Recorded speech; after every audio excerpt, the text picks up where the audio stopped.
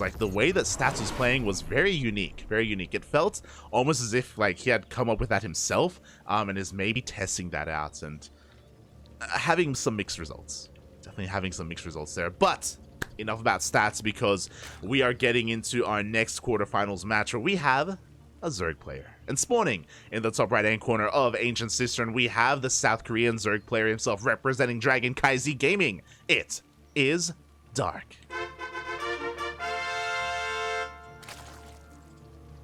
And spawning in the bottom left hand corner of Ancient Cistern, we have his opponent. We have the other ex-military player, returning a little bit ago, to be fair, representing himself. It is the South Korean Protoss Classic.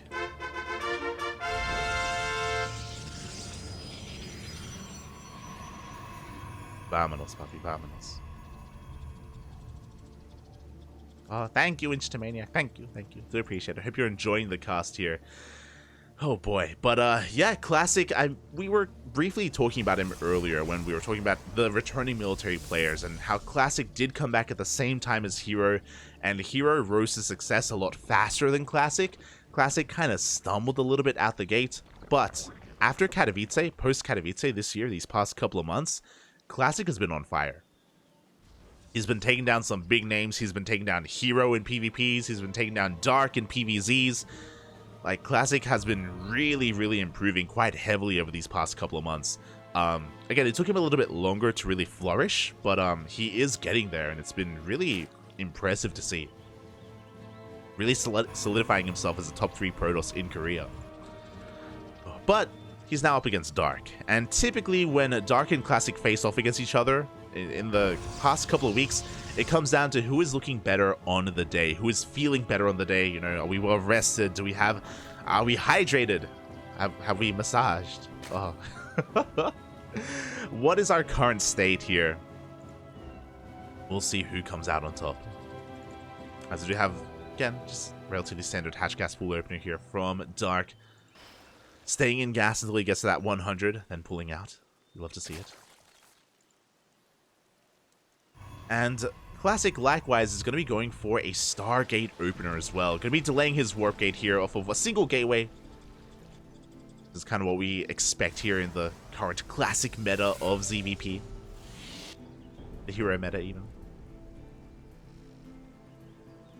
And yeah, we have been watching these two players kind of clash over the past couple weeks in ESL Open Cup Asia, in KSLs as well, in Kung Fu Cups. Oh boy. It always is hard to predict who comes out on top. But we'll see. See how this does go. First Adeptus is just going to be shading across the map, getting an eye on things, making sure that Dark isn't doing anything crazy. Speaking of doing something crazy, Classic is not going for an Oracle first. We have a Phoenix.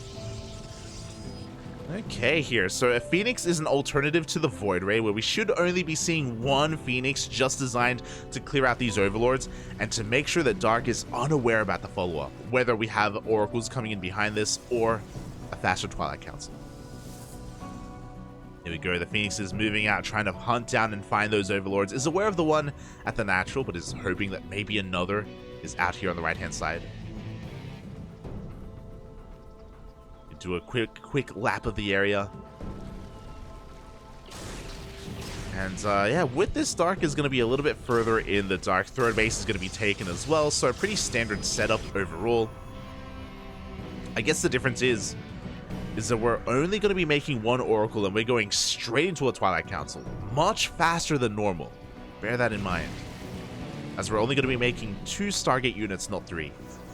So with this, Classic is going to be focusing a lot less on Harass. He also skipped out on Adept Warp-ins as well. Like, typically we warp in up to 6 Adepts and then we can go across the map and Harass. But we're only staying on a minimal amount here just so we can afford these earlier gateways. Oh boy. I'm feeling a bit uneasy. Are we going to be seeing Glaives? As the Oracle tries to dip in towards that natural base, and there it is, Glaives. This has been very trendy recently. This has been rising in popularity. The Stargate opener into Glaive Adepts. Oh, I'm getting flashbacks. I'm getting some PTSD, Poppy. Some PTSD of World Team League. Oh boy, this is going to be very committed. This is designed to hit hard, to hit fast, and to catch Dark unawares. Thankfully, Dark does have a Roach Warren on the way. So he will have access to defensive roaches. But Classic is doing a great job at just keeping Dark busy, taking down these tumors, not really overcommitting and overextending. We can see here, Classic has lost nothing so far this game. Very careful with his units. Now, this is not the all-in variation. The all-in variation is when you go for 6 gateways. We only have 4 gates here, so this is just designed to apply some pressure, get an economic lead, not necessarily end the game, but that's still going to be a lot of adepts. Ay, ay, ay. That is 15 adepts, papi. 15 adepts. Lings are not going to be enough here. We have 2 Roach Warrens on the way? What? The Roach Warren is done. We have Lings in production instead, and here we go. The adepts have revealed themselves. Dark maybe not realizing that he already has a Roach Warren. Oh, but here we go. We commit to the shade. We're going in towards the natural. Spine crawlers are on the way in every single base, but drones are falling left and right. 9 roaches are in production, but these are late roaches. Again, I do think that Dark didn't realize that he had finished the first one. Ugh. And with that, he's going to be losing a lot of workers. Adepts are rocking up here at the 3rd base location as well, and this is just almost game-ending damage. The roaches are coming out. We can't afford to lose more drones. As the adepts are taking control of the natural base as well. That hatchery is taking a massive beating. Not just the hatchery, even the queens as well. As we focus down 1, we get a 2nd queen. We get into the mineral line. Oh my god. And we may have seen 11 drones die earlier, but now we're up to 18. Behind this, we're just droning up our 3rd base. We recall as well, keeping whatever adepts we can alive.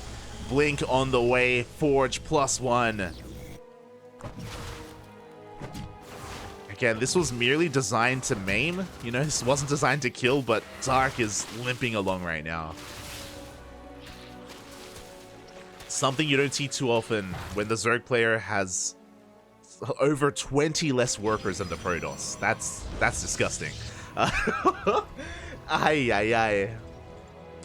But again, Classic did a great job at hiding the build overall. Again, going for the Phoenix first.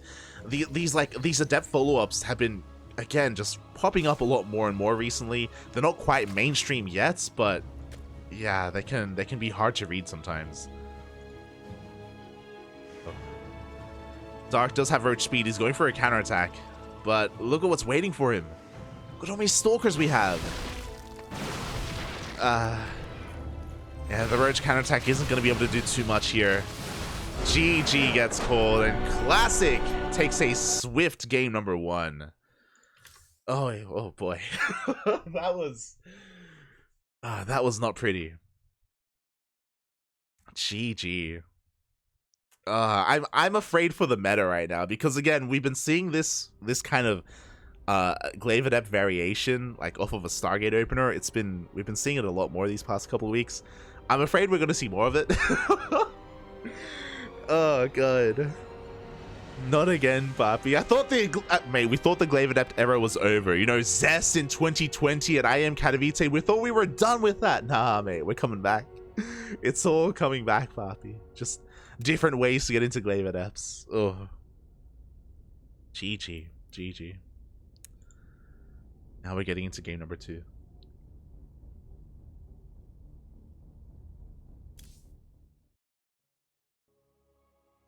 Dark is better from behind. Kappa. Oh.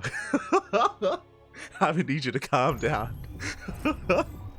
Let's go, Bobby. Let's go. As we are going to be loading into game number 2 and spawning in the top left-hand corner of Gresvan, we have the South Korean Zerg player representing CranKy Z Gaming.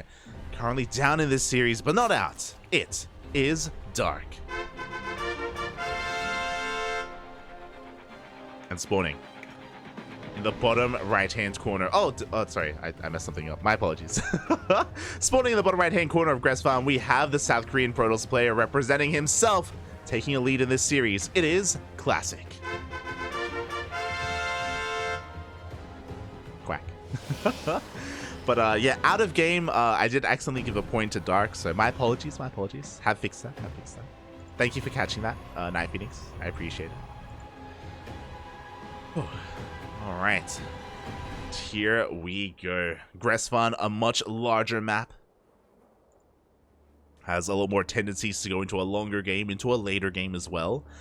So I do kind of favor Dark a little bit more here. He's going to have more time to react, more time to respond, more time to defend.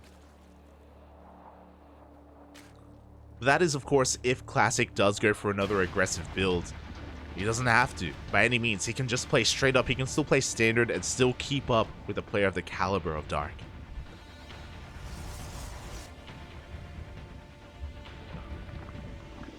How to become a VIP in this channel. We have a rigorous vetting process. I'll have you know. One does not become a VIP easily. But yeah, we'll talk about it. Este Night Phoenix. Este Night Phoenix. Oh. Alright, well, before that, of course, we're getting into our game. Nothing too crazy here, just a hatch gas pool from our Zerg player. But yeah, Classic coming out with something wild and crazy in game 1 is going to put Dark on notice. Is going to make him be a little bit more cautious, a little bit more attentive to scouting. Figuring out what his opponent's up to. As at least Dark was able to get his natural base on location as well. There is that Stargate opener, but again, just because it's a Stargate doesn't mean it's going to be standard play. No one Classic's involved. Este Classic. So we'll be keeping an eye on what units do come out of that Stargate. Where we end up. As Dark takes his third base, again, pretty nicely timed overall as well. Classic's able to get an eye on it with his probe, just confirming that it's not a two-base saloon or anything crazy like that. And we'll see where the chips land, where they fall. As the Stargate will finish up and I'm gonna breathe a sigh of relief. This time we have an Oracle first. Back to normalcy. Back to StarCraft. Back to ZvP. Let's go. It's going to be an Oracle first, but we'll see how heavily Classic does commit into that Oracle, and whether he goes into 2 or even 3. I'm sure Dark is going to be a lot more comfortable here in this game, as across the map we have an Adept and already getting 2 drone kills. Can he get a third? Dark zipping up a little bit too much here.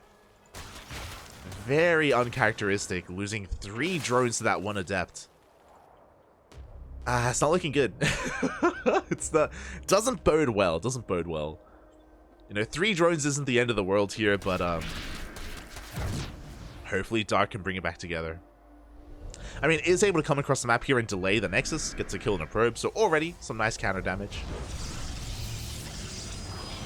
Ooh, he also baits out the Pulsar Beam as well from Classic. Doesn't get a kill in the second probe, but again, does cause some inadvertent damage, at least. And behind this, we have a much more standard follow-up as well. We have double Oracle into a Twilight Council, into a Forge. This should be into +1 Blink Stalkers, or could even be +1 Chargelets. Regardless, something a lot more macro-oriented. Feels good, man. Feels good. Meanwhile, the Oracles are still looking for some damage, but because there's only 2 of them, they can't really go toe-to-toe with these Queens.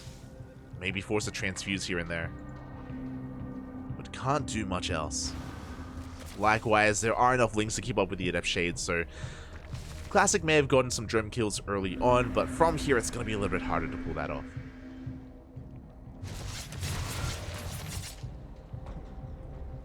As Dark goes for his Roach Horn as well, at around the 5-minute mark here, a little bit later, but he knew that he was safe to delay it a little bit longer as well. Nothing too crazy. This time he knows he has a Roach Horn. He's not making a second. It's all good. It's all good. And it is going to be that hero style, that +1 Blink Stalker follow-up from Classic. So with this, of course, he can hit a pretty strong timing with +1. He's going to be quite active with those Blink Stalkers, and it's going to be on Dark to try to keep up as well. He does have his Evo Chamber, but we are going to be waiting here for +1 melee. We'll See if he commits or if he goes for +1 range instead. Regardless, the Evo Chamber is being left idle for the time being. Oh, and we see why. Oh my god. Interesting, interesting. So, we did rush into our lair, but we delayed +1 range and we delayed roach speed for a little bit here so we can get into our infestation pit. We have seen this quite a bit from Dark, but this is going to mean he can go into a hive faster. I don't really think this is going to be for infestors, but he can go into faster vipers, even into faster ultras. But he's going for +1 range. Oh my god. Okay. You have my attention.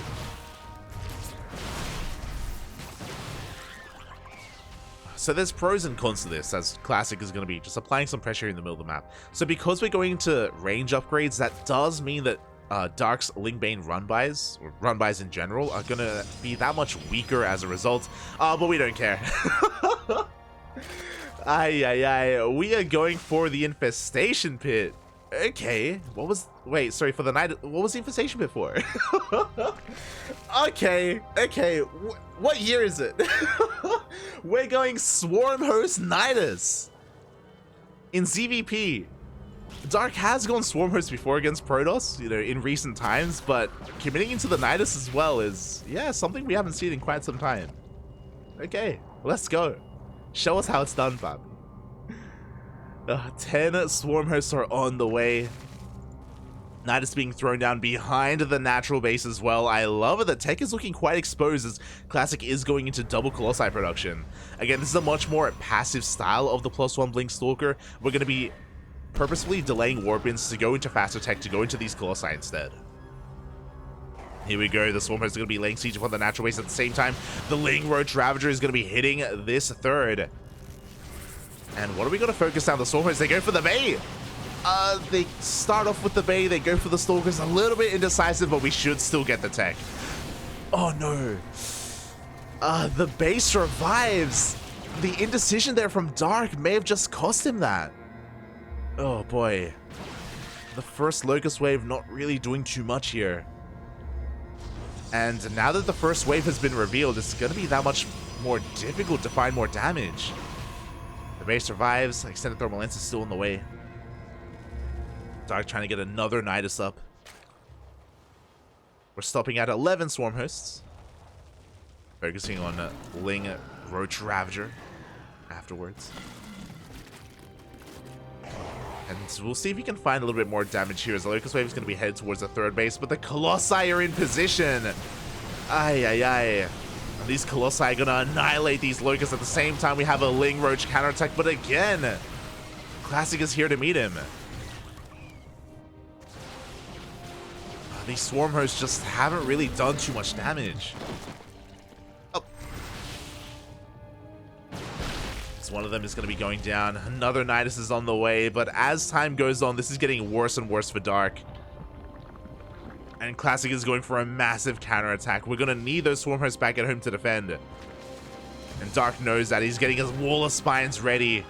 A Lurker Den is on the way as well. Do have that Nidus, but thankfully the Swarm Hosts are back at home. We'll see if we can hold on. The Locust Wave is going to be coming in from behind. We do have a pretty nice surround setup. And there we go. The Vipers are topped up with their energy. They do get a yoink. They do get a second as well. Oh, but the Prison Micro, only one Colossus goes down, and the Blink Stalker army is just undeterred. Dark is remaxing here on Roaches. He's pushing on forward. He is going to force this back. But those Colossi, the consistent damage, it's a bit too much. And again, even though Dark is max, a lot of that supply is in these Swarm Hosts. It is inflated supply. That's the downside of Swarm Hosts. You know, they aren't really... They're only useful at certain periods here when they have their waves available. There we go. We have another yoink. But the Colossus, they just don't die. They're immortals, Papi. Disruptors are coming out. Novas are going to be going off as well. And again, I appreciate the tech of choice from Dark. I appreciate the Swarm Host. Something we haven't seen in a while. But GG gets called. Classic takes the 2-0. Oh boy. GG. That was brutal. That was heartbreaking to see the first Locust wave stumble a little bit, and we saw it focus down some of the Stalkers instead of the Bay, and for it not to do any damage. It was brutal to watch. Brutal. GG, well played. Classic takes it 2-0. When you go for something like this, when you go for Knight of Swarm Host, it's so imperative that they deal damage. It's so important that they get value in some way, whether it's killing workers, whether it's killing army, whether it's killing tech, just slow down the Protoss. But we saw that it actually did nothing. I think he may have killed like a Stalker. I don't even think that, because even the second Locust wave was caught out by the Colossus, and it didn't take too much for all those Locusts to get cleaned up. And they just weren't really getting the value that they needed to. And then towards the end, again, even though Dark was maxed, he was maxed, but he had a bunch of supply in Swarm Hosts that weren't doing anything. And he was maxed out on Roaches as well, which is also supply inefficient. Oh, GG. GG. With that, Dark is going to be eliminated from KSL, and Classic moves on to the semifinals.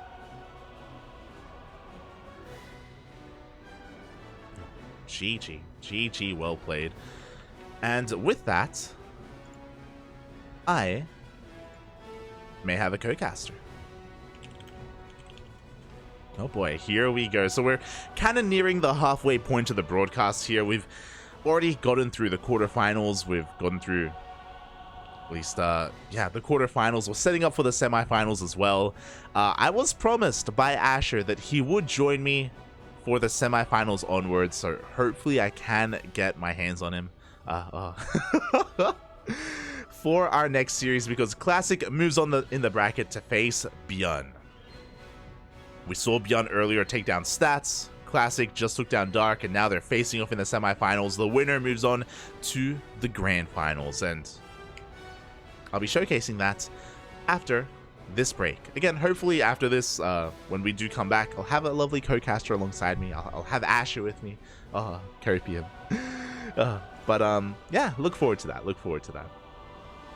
Until then, take this moment to get some water, hydrate your Hydras, stretch your Roaches, massage your Marines, and we'll see you in 5 minutes.